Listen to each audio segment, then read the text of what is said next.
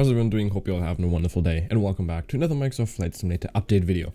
First of all, sorry for my voice. I was out a little bit too long yesterday, so my voice is not the greatest right now, but excuse that. In this video, we're going to talk about the Fokker F28 update by Just Flight. I'm going to talk you through what the Fokker first of all is, and then everything new that has been announced for the Fokker, because there was some updates recently, and we're going to talk about that. If you're new, make sure to like and subscribe. It would mean a lot. Also, if you want to check out some car videos, on the top right corner, there is my YouTube channel about car reviews and stuff like that, where we just uploaded a video on the Cupra Leon, which is a pretty nice car. So let's get into the video. The Fokker F28. For anyone that didn't know, Fokker Wolf is obviously being worked on by Just Flight, and they're bringing out 4 different variants of the F28 Fellowship. Regional jet from the version 1000 to the 4000 variant. There's some news about the development which I'll be sharing with you today. First of all, what is the F28 Fellowship? Announced in 1962, the F28 1000 first flew in 1967 and entered airline services in 1969. The stretch 2000, 3000 and 4000 variants followed in 1970s, and production ended in 1987. The aircraft proved to be popular and entered airline services all around the world, with the last commercial operating in 2018.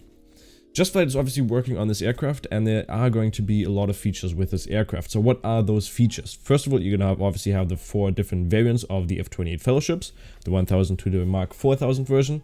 They're going to have accurately modeled using real-world aircraft planes and comprehensive photography of the real aircraft. That's one thing I am going to talk about in this update as well, because they did provide some more details on what kind of plane they're actually using, or where they have the plane from that they're using to create some very comprehensive photography of the real aircraft.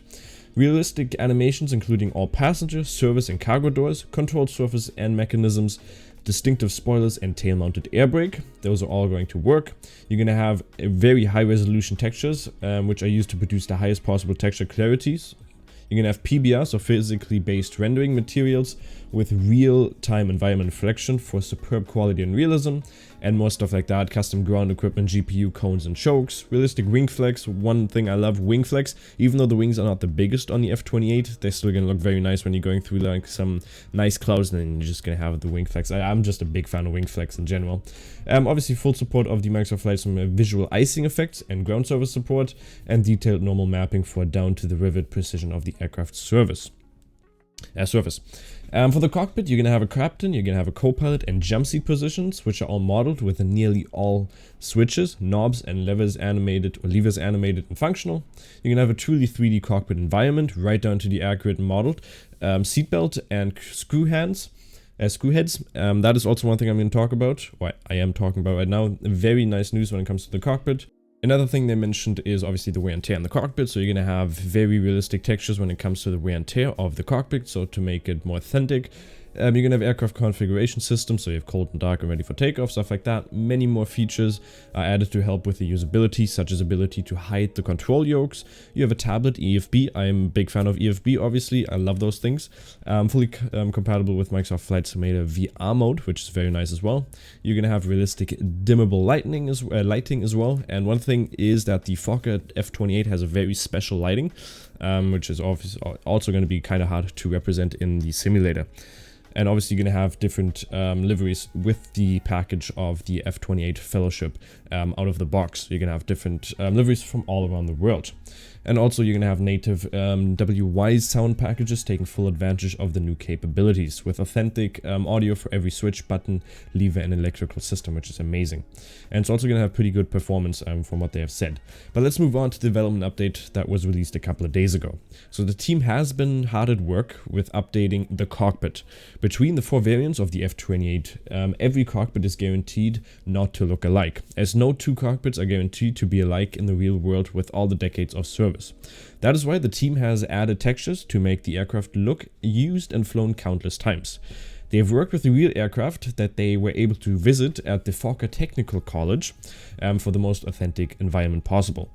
The team is now working on even higher textures, resolution for pin-sharp clarity, whilst the testing team, which has actual F28 flight engineering and training crew, who are working on checking every single inch of the cockpit as development progresses.